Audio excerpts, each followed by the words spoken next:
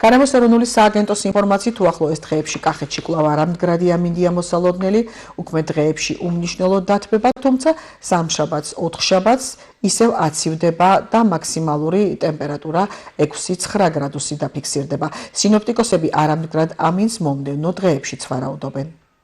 არამდგრადი ამინდები ნარჩუნდება კახეთის რეგიონში და მათ შორის გურჯაანში.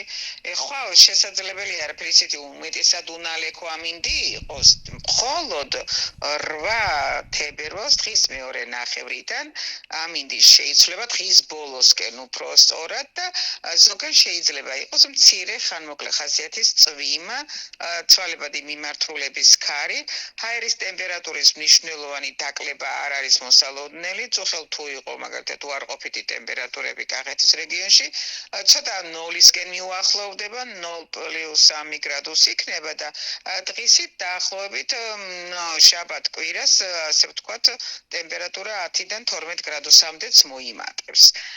შემდეგ დღეებშიც კვირის განმავლობაშიც არამდგრადობა რჩება, ცოტა დასავლეთის მიმართულების ქარის გაძლიერება მოსალოდნელი 9-10-ში და ეს ნალექის ინტენსივობა შეასუსტებს, მაგრამ ტემპერატურა თუ მოიმატებს შაბათ კვირას, ორშაბათიდან რამდენიმე გრადუსით დაიკლებს.